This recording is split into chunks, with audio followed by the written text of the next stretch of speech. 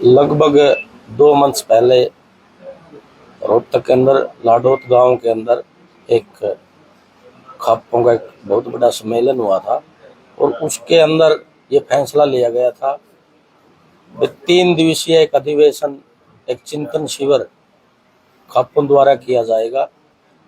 तो उसका फैसला लिया गया। अंतर्राष्ट्रीय जाट धर्मशाला के अंदर 3 दिन रहने खाने की व्यवस्था संस्था के द्वारा की गई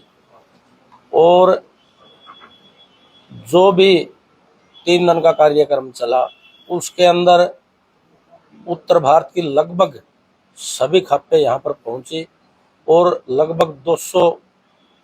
के लगभग सामाजिक व धार्मिक संगठन व कर्मचारी संगठन, छात्र संगठन यहाँ पर पहुंचे।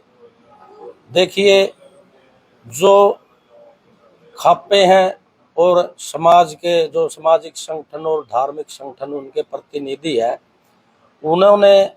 जो 3 दिन यहाँ चिंतन किया और उसके अंदर क्या क्या फैसले लिए, जैसे समाज के अंदर जो बुराइयां फैली है उनको किस तरीके से कम किया जा सकता है। मैं तो इसमें बड़ा पीसफुल, बड़ा शांति प्रिय और बहुत बड़े बड़े लेवल के बुद्धिजीवी और खाप प्रतिनिधि यहाँ पर पहुंचे। तो ऐसे लोग जहाँ पर इकट्ठे होकर के जिन्होंने चिंतन किया और कुछ फैसले लिए, मैं तो इसमें एक ही बात कहूँगा, सरकार को चाहिए भाई जो प्रबुद्ध लोग, जिस लेवल के लोग यहाँ पर इकट्ठे हुए हैं, मैं उनका मान सम्मान और रुतबा सरकार से भी बड़ा मानता हूँ। जितनी संख्या में ये लोग पहुंचे, समाज के अंदर जो इनकी गरिमा है और जो इनका मान सम्मान है, मैं तो यही चाहता हूँ, सरकार से आपके माध्यम से अपील करता हूँ भाई इन लोगों ने जो चीज यहाँ आज फैसला लिया है या जो भी कमेटी बनाई है, सरकार को खुद पहल करनी चाहिए, इनको आमंत्रित करना चाहिए चर्चा के लिए। और जो बुराइयां समाज के अंदर है, जो गलत कानून बने हैं, इन लोगों के साथ चर्चा करके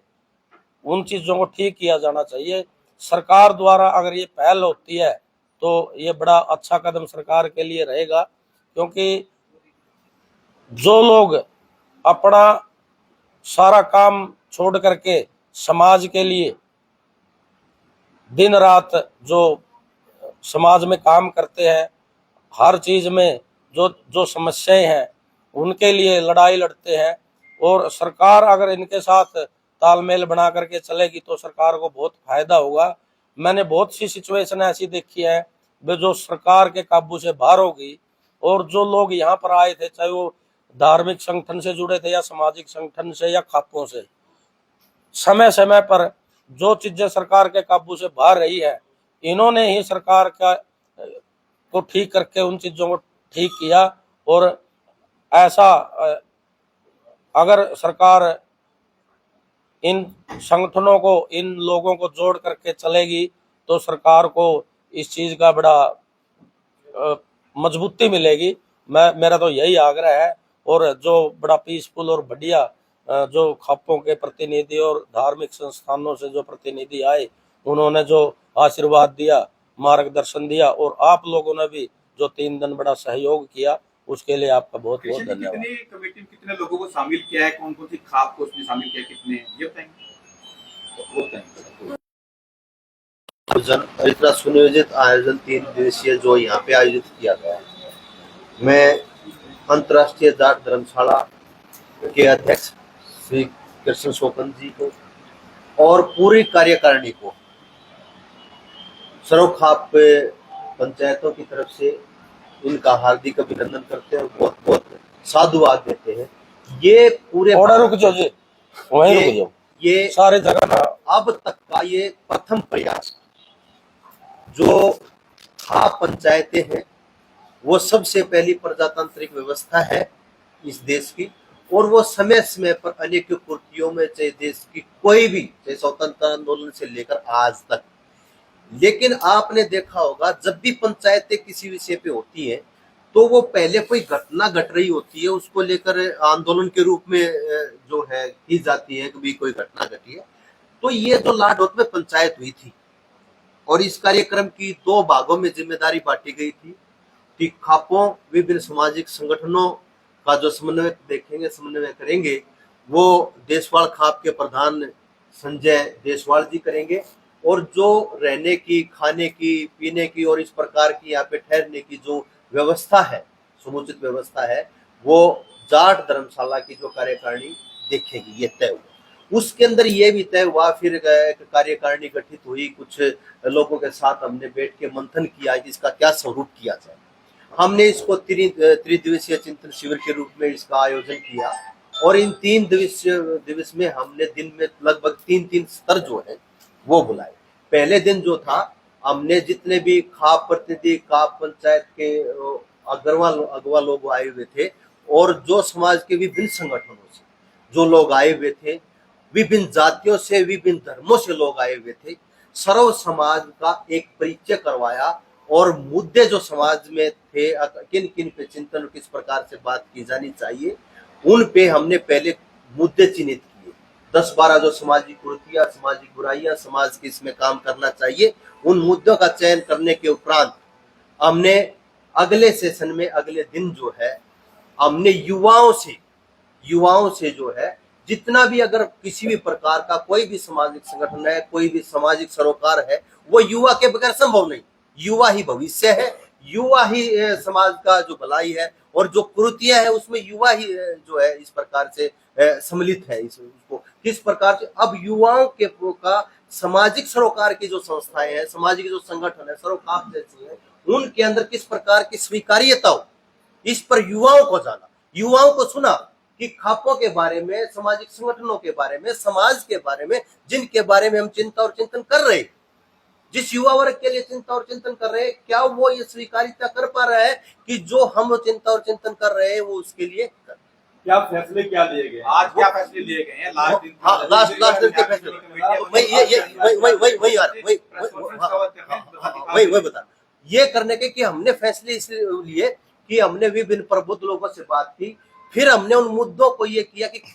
आज वर्तमान में ज्वलंत मुद्दे जो है, जो जिनको चिन्हित किया कि इन पे हम काम करेंगे, और रायशुमारी करी कानूनविदों से लेके कि कुछ मामले ऐसे थे जिनमें कानूनी बारीकियां थी कि उन पे कानून बन सकते हैं या कानूनी बातें हो सकती हैं। तो आज जो हुआ उसके अंदर 3 दिवसीय उत्तर भारत सर्व खाप महापंचायत चिंतन शिविर में भागीदार खाप प्रधान व प्रतिनिधि विभिन्न सामाजिक संगठनों के अगवा व समाज के प्रबुद्ध व्यक्तियों ने अपने अपने क्षेत्र में पारंगित मीडिया, वकील, समाजशास्त्री, शिक्षाविदी आदि से प्रस्तावित मुद्दों पर गहन चिंतन मनन उपरांत निम्नलिखित प्रस्ताव सर्वसम्मति से पारित किए।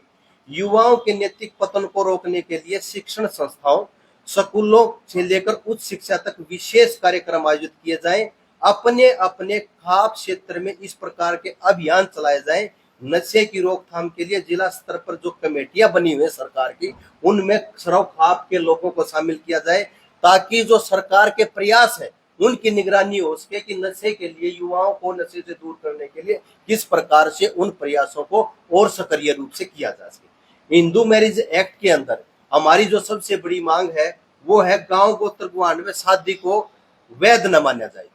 जो गांव गोत्र और गुआंढ में शादी करता है उसको वैध न माना जाए। इसके लिए हमने विभिन्न कानूनविदों से राय शुमारी के बाद यह तय हुआ कि राज्य सरकारें इस विषय में हस्तक्षेप कर सकती है।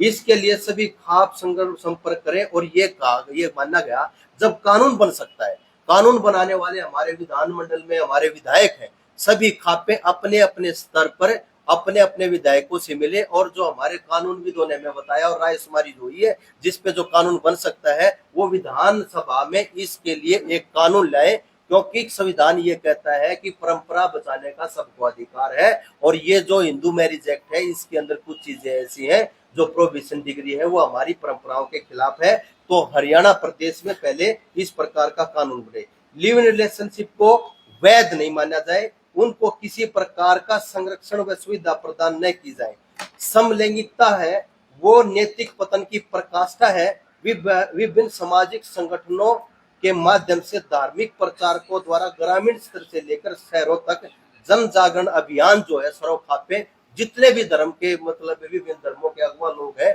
वो प्रचार करने वाले हैं, समाज को अग्रणीय दिशा दिखाने वाले लोग हैं, उनको लेकर इस कुरूपता के बारे में, समाज के इस महापाप के बारे में जन जागरण जो है वो चलाया जाए। जिस प्रकार इस चिंतन शिविर में सर्व समाज की भागीदारी रही है, इसी प्रकार अन्य सामाजिक कार्यक्रमों में भी सर्व समाज की भागीदारी होनी चाहिए। और कोई भी व्यक्ति किसी जाति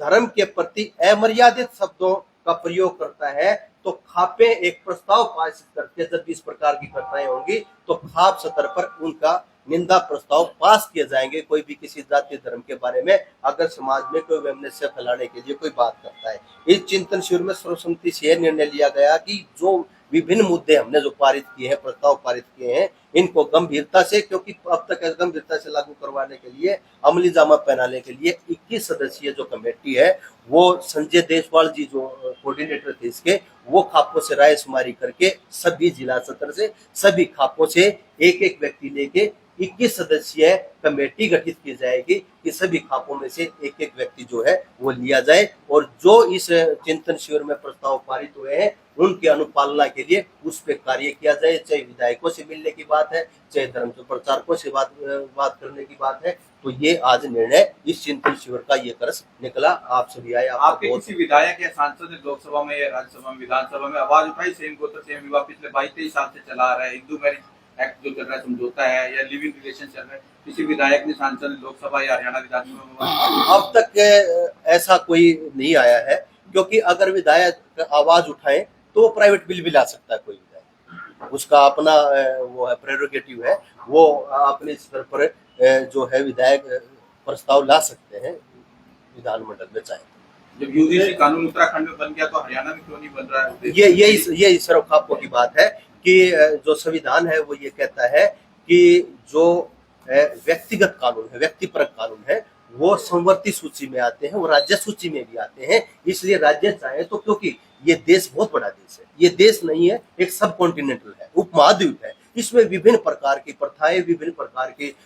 वो है, विभिन्नताएं बहुत है। तो सांस्कृतिक हमें ना राज्यों को भौगोलिक बंटवारे की दृष्टि से ना देखते हुए सांस्कृतिक बंटवारे की दृष्टि से देखें। जहाँ पे है उनको जो कोडिफाइड प्रथाओं का है, जब वहाँ पे यूजीसी आ सकती है और प्रदेशों में वैवाहिक इस प्रकार के कानून आ सकते हैं, पर्सनल कानून आ सकते हैं, तो हरियाणा में यहाँ का जो संस्कृति और सभ्यता है, जो प्रथाएं हैं उनको, क्योंकि गाँव जो हमारा है वो एक परिवार है, एक दादा खेड़े के गाँव है, तो उनके इसे पूरी सामाजिक, अगर व्यक्ति समाज बचेगा तो व्यक्ति बचेगा, व्यक्ति का बचाव समाज के साथ है, और समाज जब बचेगा तो सामाजिक मान्यताएं बचेगी। और वैवाहिक समाज जो है वो परिवार की इकाई से पैदा होता है, परिवार वैवाहिक संबंधों से बनता है, तो वैवाहिक संबंधों की और किस प्रकार से हो, तो ये हमारी मांग है। 200 से ज्यादा नहीं, आज तो 300 के करीब पहुंच गई है। बताएंगे। माइक इधर करके